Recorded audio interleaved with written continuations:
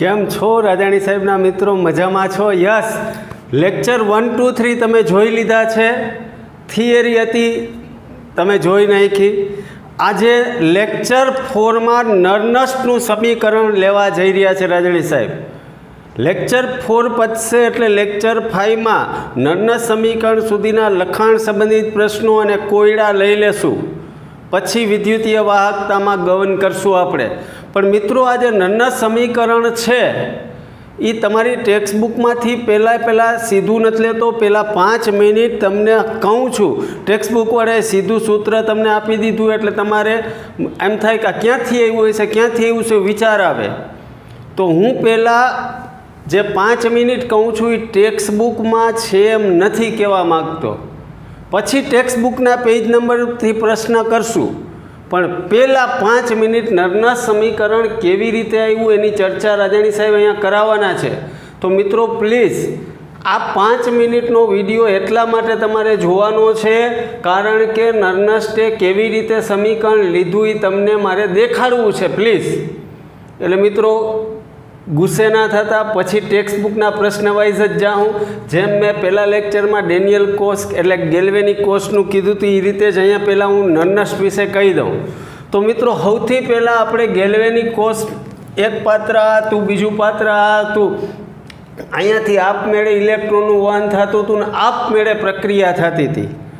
એ આપમેળે પ્રક્રિયા થાય એટલે કોષમાં કાંઈક કાર્ય થાય છે. કોષમાં કાંઈક કાર્ય થાય છે મિત્રો. આ કોષમાં થતું કાર્ય એટલે W, અને W એટલે Q/V. Q એટલે તમારી ફિઝિક્સની દુનિયામાં વિદ્યુત ભાર અને આ વોલ્ટેજ. આટલું તમારા મગજમાં આવી ગયું કે આ ફિઝિક્સનું સૂત્ર છે. તમને એમ થાય કેમેસ્ટ્રીમાં રાજાણી ફિઝિક્સનું શું કામ છે, પણ આ સૂત્ર તમને આવડે છે. W = Q/V. હવે મિત્રો આગળ જાય કે આ Q શું છે, V શું છે એની ચર્ચા કરવા માટે હું તમારા ડેનિયલ કોસને યાદ કરું મિત્રો.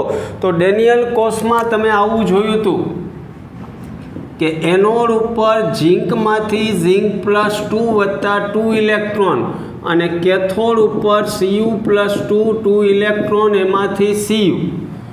આ તમે ડેનિયલ કોસમાં જોયું હતું કે એનોડ ઉપર ઝીંકનું ઓક્સિડેશન થતું હતું, કેથોડ ઉપર રિડક્શન. એટલે આ 2 ઇલેક્ટ્રોનનો હેરફેરનો પ્રશ્ન આવતો હતો. ડેનિયલ કોસમાં 2 ઇલેક્ટ્રોનની હેરફેરનો પ્રશ્ન આવતો હતો. 1 મોલ, આ 2 મોલ ઇલેક્ટ્રોન છે. ઝીંકનું ઓક્સિડેશન 1 મોલ ઝીંક માટે 2 મોલ ઇલેક્ટ્રોનની જરૂર પડે. 1 મોલ Cu+2 માંથી Cu બનાવવા માટે 2 મોલ ઇલેક્ટ્રોનની જરૂર પડે મિત્રો. આ વર્ષે નીટમાં 4 માર્કનો પ્રશ્ન આવા ઇલેક્ટ્રોન ઉપરથી હતો. જોજો નીટ 2020નું રાજાણી સાહેબનું સોલ્યુશન. છતાંય ઘણા મામાઓ ખોટો કરી આવ્યા છે પ્રશ્ન. એમાં કેલ્શિયમ હતો. અહીંયા Cuની જગ્યાએ કેલ્શિયમ +2. કેલ્શિયમ +2નો પ્રશ્ન હતો. જોજો નીટ 2020નો 4 માર્કનો પ્રશ્ન. પણ આ સમજાવવું જોઈએ કે 1 મોલ માટે 2 મોલ ઇલેક્ટ્રોન જોઈએ. 1 મોલ માટે 2 મોલ. એમાં એમ કીધું હતું કે 20 ગ્રામ કેલ્શિયમ +2 માંથી કેલ્શિયમ 20 ગ્રામ જોતું હોય તો કેટલા ઇલેક્ટ્રોનની અથવા કેટલા ફેરાડેની જરૂર પડે. કેલ્શિયમનો પરમાણુ ભાર 40 છે. 40 ગ્રામ માટે કેલ્શિયમ અહીંયા Ca+2 હોય તો અહીંયા 2 ફેરાડેની જરૂર પડે. તો 20 ગ્રામ માટે કેટલા? તો કે 1 જ ઇલેક્ટ્રોનની જરૂર પડે. ઇલેક્ટ્રોન મેં સમજાવ્યું જ. નીટ 2020માં આ પાઠનો આવો હેલો પ્રશ્ન હતો. 4 માર્ક. આપણે અહીંયા આવતા રહીએ પાછા. જોજો નીટ 2020નું આ વર્ષનું પેપર ઘણા બહુ PDF-માં ફાંફા મારતા અને બહુ માટે આવા હેલા પ્રશ્ન પૂછાય પણ આ સમજ્યા જ ન હોય કોઈ દી. 1 મોલ Cu+2 માટે 2 ઇલેક્ટ્રોનની જરૂર પડે. 1 મોલ ઇલેક્ટ્રોન માટે વિદ્યુત ભારનો જથ્થો Q એટલે ફિઝિક્સવાળા એવું કહે 96,487 કુલમ. 96,487 કુલમ.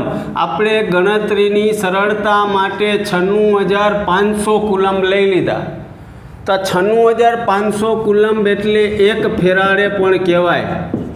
96,500 કુલમ એટલે 1 ફેરાડે. તો આ ડેનિયલ કોસમાં આ ઇલેક્ટ્રોન 2 છે એટલે 2 મોલ એટલે 2 ફેરાડેની જરૂર પડે. 2 ફેરાડેની. આટલું રેડી છે। ડેનિયલ કોષમાં 1 મોલ માટે 2 ફેરાડેની જરૂર પડે। ધારો કે કોઈક એવી પ્રક્રિયા હોય સોડિયમ +1 હોય તો એમાં 1 જ ઇલેક્ટ્રોનની જરૂર પડે, એલ્યુમિનિયમ +3 હોય તો એમાં 3 ઇલેક્ટ્રોનની જરૂર પડે। આમ દરેક પ્રક્રિયા માટે કોકમાં 1 ઇલેક્ટ્રોન એટલે 1 ફેરાડે, કોકમાં 2 ફેરાડે, કોકમાં 3 ફેરાડે। તો હું એમ વિચારું કે n મોલ ઇલેક્ટ્રોનની જરૂર પડે। n એટલે 1 2 3 4 ગમે તે n મોલ ઇલેક્ટ્રોનની જરૂર પડે તો અહીંયા કેમ 2 ફેરાડે એટલે 2f ની જરૂર પડે। તો q માટે n મોલવાળી પ્રક્રિયા હોય તો qની કિંમત nf થાય। n એટલે 1 હોય 2 હોય 3, તો અહીંયા મારે q જોઈએ છે એટલે મેં nf ગોઈતા। f એટલે ફેરાડે, ફેરાડે એટલે ગણતરીની સરળતા માટે 96500 કુલમ, ઓમ 96487 કુલમ થાય। હવે મિત્રો હું આગળ વધું। આ V એટલે વોલ્ટેજ, V એટલે વોલ્ટેજ અને વોલ્ટેજ એટલે મિત્રો કોષનો પોટેન્શિયલ E સેલ। વોલ્ટેજ એટલે કોષનો પોટેન્શિયલ E સેલ। હવે નર્નસ્ટે એવું કીધું કે જો પ્રમાણિત કોષ હોય મિત્રો તમારી પાસે પ્રમાણિત, તો સાંદ્રતા 1 મોલર હોય, દબાણ 1 બાર હોય, સાંદ્રતા 1 મોલર હોય, દબાણ 1 બાર હોય અને ટેમ્પરેચર 298 કેલ્વિન હોય।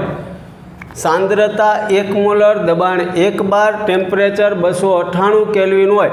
પણ જો આ ત્રણમાંથી ત્રણેય ન હોય, 1 મોલર સાંદ્રતા ન હોય, 1 બાર દબાણ ન હોય, 298 કેલ્વિન તાપમાન ન હોય, અથવા ગમે તે એક જુદું હોય, ત્રણમાંથી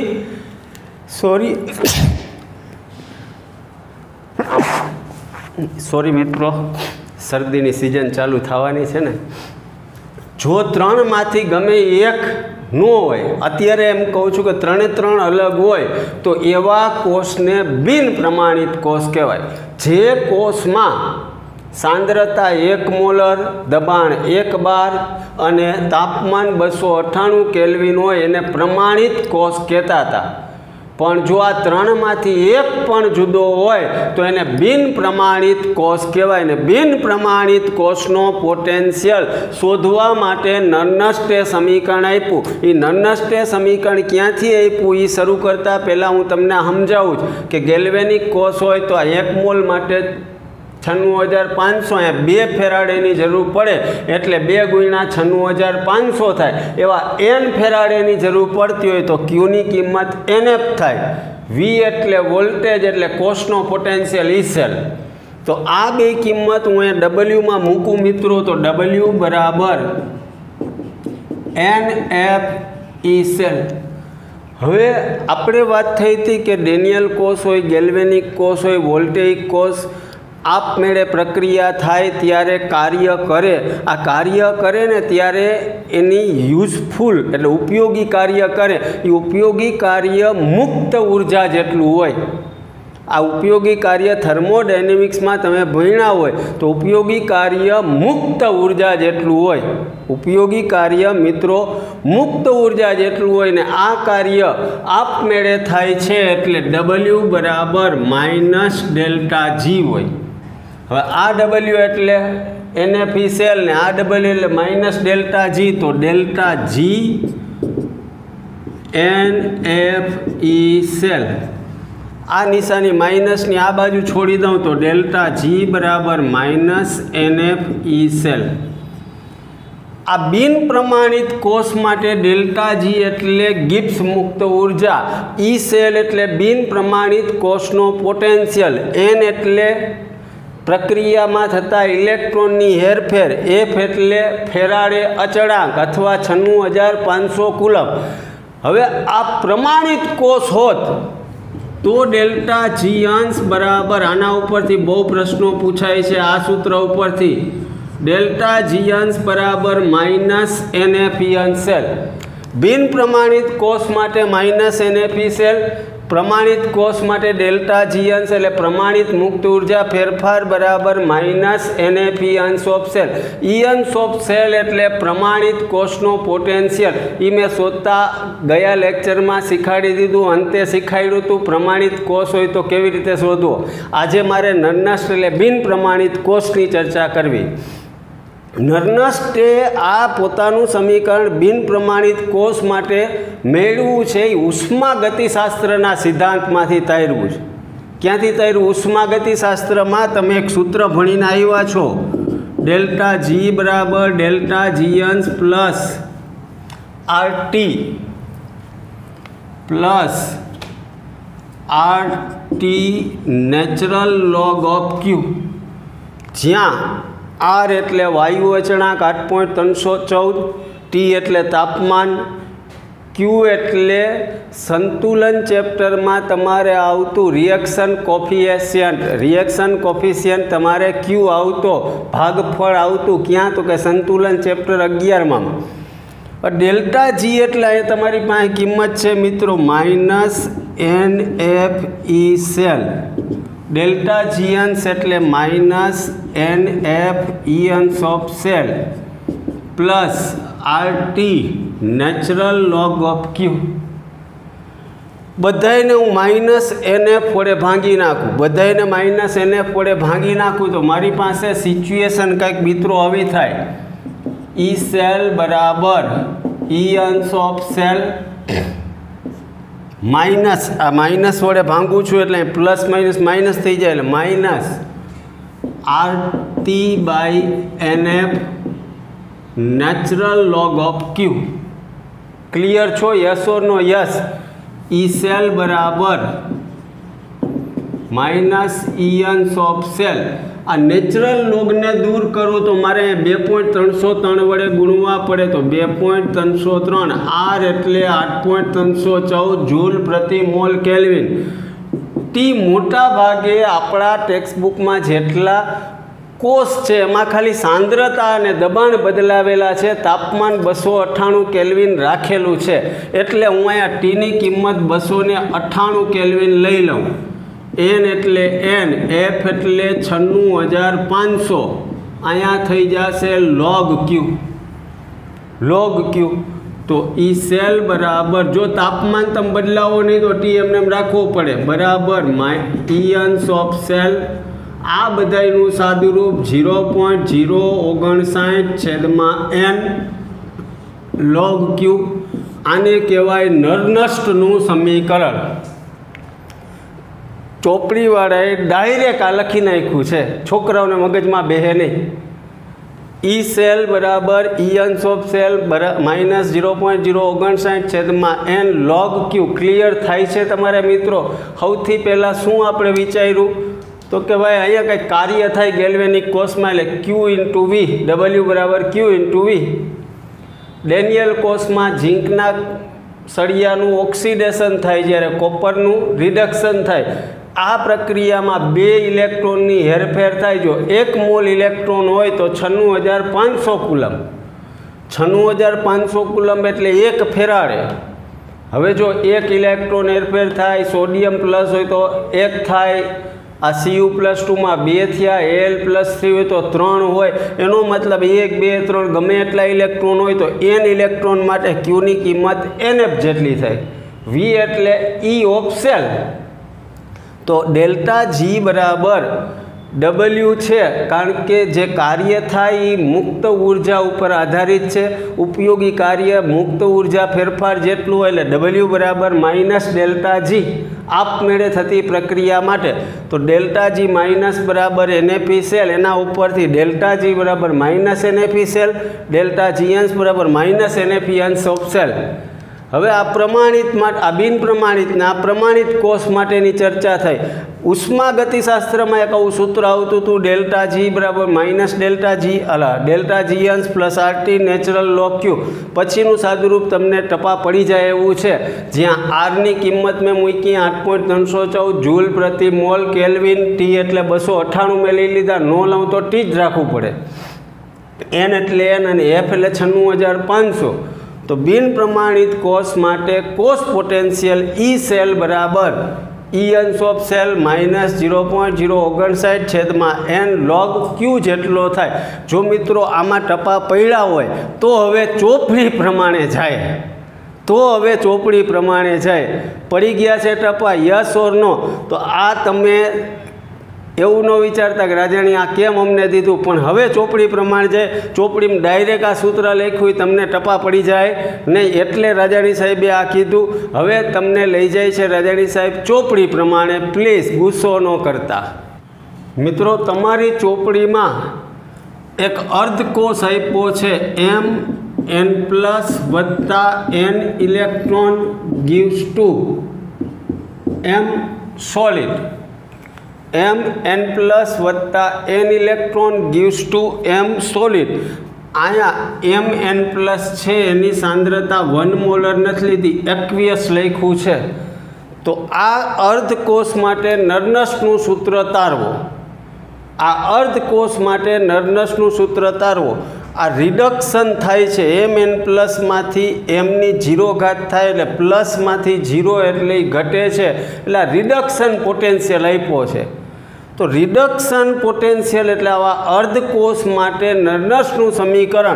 तो अहींया ई सेल मैं तमने गोतीने शीखाड्युं हतुं, आम थाय ई Mn+ थी m बराबर ई अंश ऑफ सेल, ई अंश ऑफ सेल।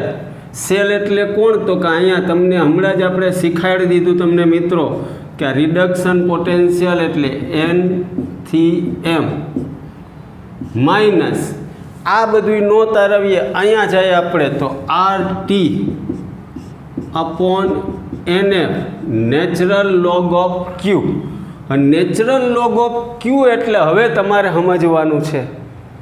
Q एटले हुं, Q एटले तमारे आवतुं हतुं निपजोनी सांद्रता छेदमा प्रक्रियकोनी सांद्रता, निपजोनी सांद्रता छेदमा प्रक्रियक। अहींया निपज तरीके कोण छे, तो कि M सॉलिड। हवे सॉलिड छे एनी सांद्रता आपणे गणता होता नथी, अचळ होय छे।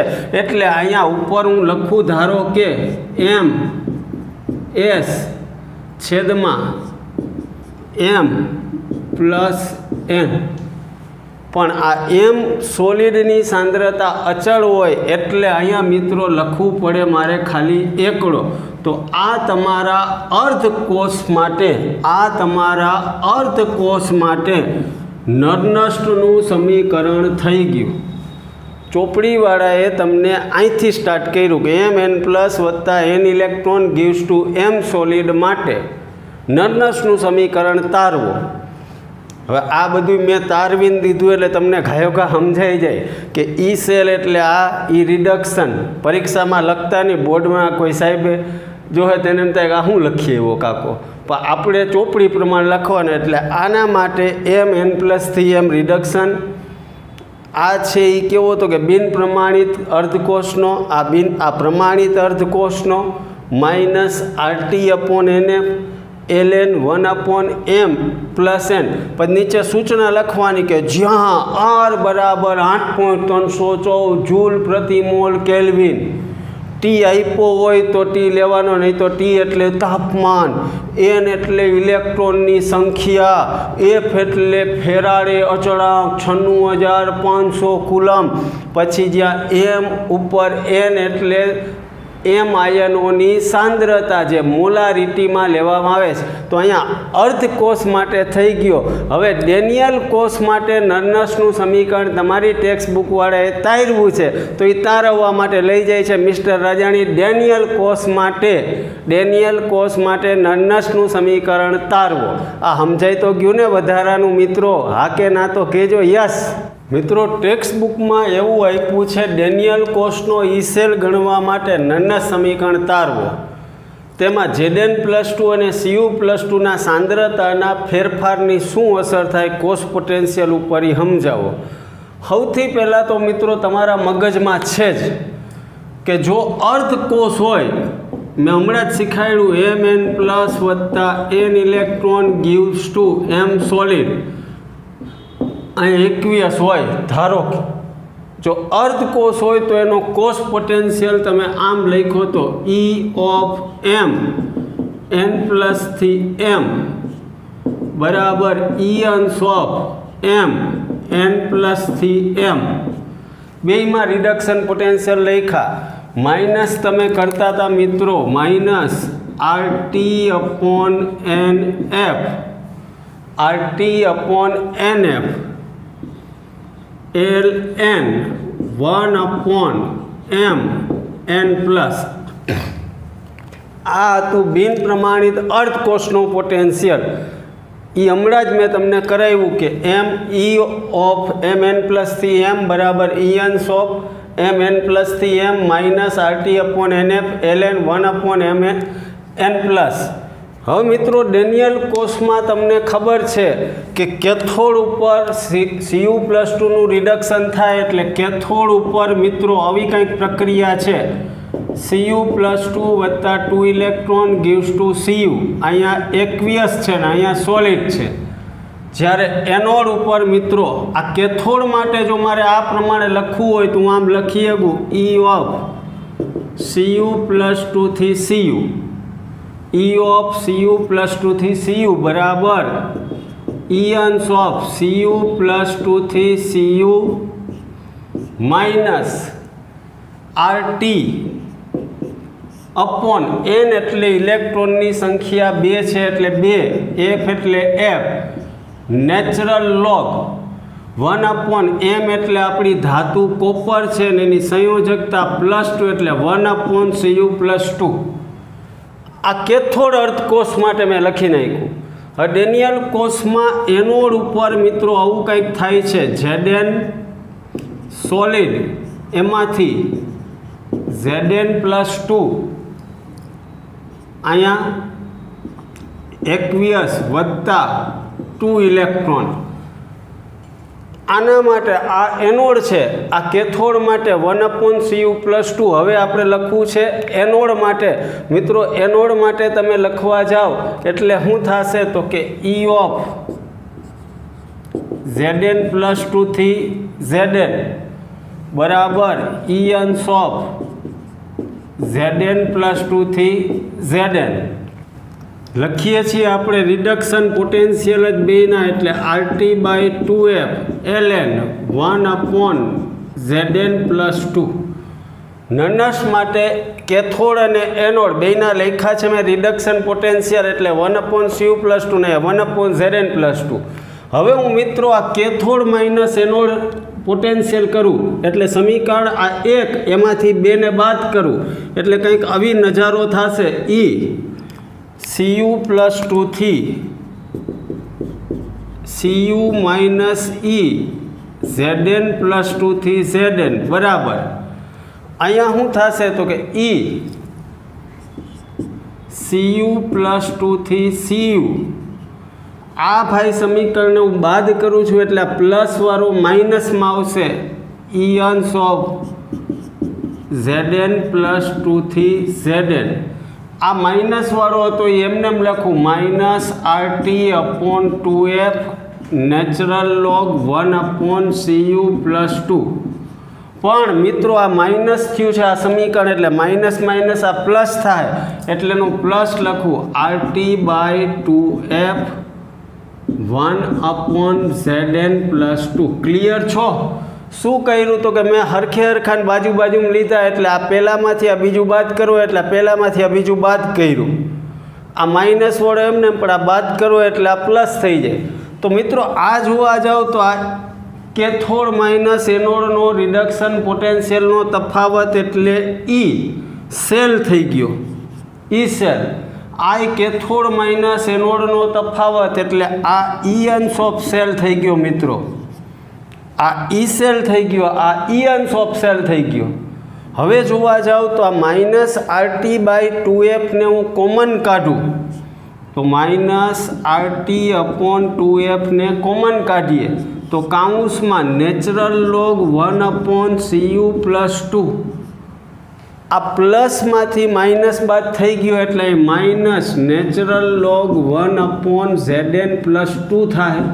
હા કે ના આને કાંઈ હરિહંચા ન કરવું, ઈ સેલ એટલે ઈ સેલ, ઇયન્સ ઓફ સેલ એટલે ઇયન્સ ઓફ સેલ માઇનસ RT/2F.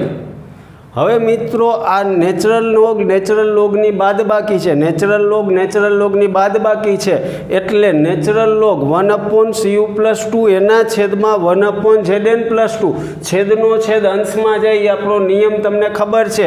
એટલે હકીકતમાં આમ થાય ln Zn+2 ઉપર આવી જાય અને છેદમાં રહેશે Cu+2. એનોડની સાંદ્રતા ઉપર, કેથોડની સાંદ્રતા નીચે. હવે આ નેચરલ લોગને મારે દૂર કરવો એટલે 2.303 વડે ગુણવા પડે. R એટલે 8.314 હોય, T એટલે 298, F એટલે 96500. આ ગુણાકાર મેં એક વખત કીધો તો 0.059.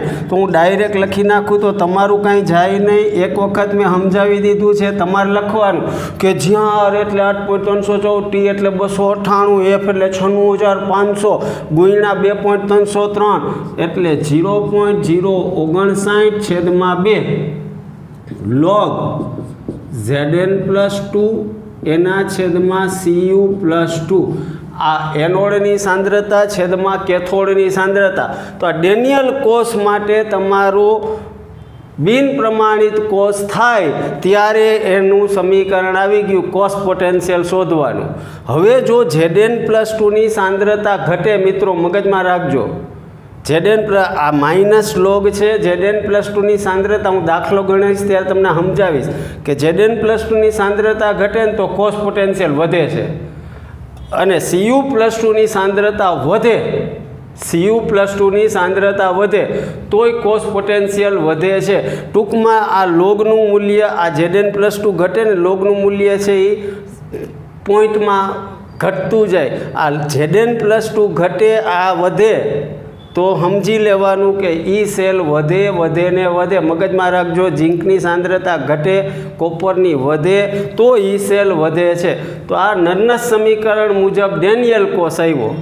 ધારો કે તમારી પાસે આવો કોક કોષ આપ્યો છે તમારી ટેક્સ્ટ બુકમાં, મિત્રો કયો આપ્યો છે? Ni+2 double implies Ag+3Ag. આ બિન પ્રમાણિત કોષ છે એવું કીધું. અહીંયા સાંદ્રતા 21 છે ને 21 છે. તો આના માટે મારે એનોડ લખવું હોય ને કેથોડ લખવું હોય તો કેથોડ બરાબર Ag પ્લસ એમાંથી Ag. એનોડ માટે Ni એમાંથી Ni+2. એનોડ Ni માંથી Ni+2 એટલે 2 ઇલેક્ટ્રોન છોડવા પડે ને આ 2 છોડે એટલે આ કેથોડે 2 ઇલેક્ટ્રોન લેવા પડે. આ 2 લઈએ એટલે Ag પાસે 2 આવે, Ag પાસે 2 આવે. હવે એનું જો તમે આ જ રીતે કરવા જાઓ ને તો મેં તમને LNQમાં સમજાવ્યું હતું કે અહીંયા Ag+ પાસે બગડો આવ્યો. બગડો આવે ને ત્યારે અહીંયા તમે જુઓ Cu+2 પાસે એકડો હતો ને એટલે ઘાત એકડો લખી, Zn+2 પાસે એકડો હતો એટલે ઘાત એકડો લખી. પણ Ag+ પાસે અહીંયા બગડો આવે ત્યારે આ સૂત્રમાં ખાલી ફેર આટલો જ થાય મિત્રો, ઈ સેલ બરાબર ઈ અંશ ઓફ સેલ, ઈ સેલ બરાબર ઈ અંશ ઓફ સેલ માઇનસ 0.059 2 ઇલેક્ટ્રોનની હેરફેર એટલે 2 log એનોડ એટલે કોણ? તો કે તમારી પાસે એનોડ એટલે અત્યારે નિકલ છે એટલે નિકલ+2ની સાંદ્રતા. કેથોડ એટલે કોણ? તો કે Ag+ છે તો Ag+ની સાંદ્રતા. પણ Ag+ની બાજુમાં બગડો છે એટલે અહીંયા બગડો લખવાનો ઘાતમાં, કારણ કે તમે આ સંતુલનમાં ભણીને એવા સહગુણક છે અને ઘાત તરીકે લખાય છે. ધારો કે Ni+2 પાસે તગડો હોત ને તો હું તગડો લખત. તો આવું એક સર્વસામાન્ય સમીકરણ તમારી ટેક્સ્ટ બુકમાં આપ્યું છે મિત્રો, AA + BB = CC + DD. આ પ્રક્રિયા માટે મારે નર્નસ સમીકરણ લખવું હોય તો કેમ લખવું? હાવ હેલું. આ પ્રક્રિયા માટે શું લખાય મિત્રો? ઈ સેલ બરાબર ઈ અંશ ઓફ સેલ માઇનસ RT/NF. અહીંયા n ઇલેક્ટ્રોન દર્શાવ્યા છે, માઇનસ RT/NF ln Q. હવે Q ગોતવું હોય તો શું કરાય? ઈ સેલ બરાબર ઈ અંશ of cell minus RT/NF ln નિપજ તરીકે કોણ છે તો કે C અને D, તો કે C ની C ઘાત D ની D ઘાત છેદમાં પ્રક્રિયક તરીકે A અને B, તો A ની A ઘાત B ની B ઘાત. તો સમજણ પડે છે મિત્રો? જો AABBCCDD પ્રકારનું હોય તો નિપજોની સાંદ્રતા છેદમાં પ્રક્રિયકોની સાંદ્રતા પણ સહગુણક હોય ત્યારે એને સાંદ્રતાના ઘાત તરીકે લખવા પડે છે. તો અહીંયા મિત્રો તમારું નન્નસ સમીકરણ આ રીતે પૂરું થયું. ડેનિયલ કોષ આવી ગયો, જો સંયોજકતા વધારાની હોય તો આવી ગયું, સર્વસામાન્ય કોષ હોય AABBCCDD તોય આવી ગયો. હવે નન્નસ સમીકરણને આધારે સંતુલન અચળાંકારે ચર્ચા કરવી છે તો એ પ્રશ્નમાં લઈ જાય છે રાજાણી સાહેબ, એટલે તમને મજા જ આવી જાય. મિત્રો, ડેનિયલ કોષમાં સંતુલન સ્થિતિની પ્રાપ્તિ સમજાવી સંતુલન અચળાંક ગણો. ડેનિયલ કોષમાં સંતુલન સ્થિતિની પ્રાપ્તિ સમજાવી સંતુલન અચળાંક ગણો. ડેનિયલ કોષમાં આપણે વાત થઈ હતી એ પ્રમાણે ડાબી બાજુના પાત્રમાં ઝીંક અર્ધકોષ છે, જમણી બાજુ કયો છે તો કે કોપર અર્ધકોષ.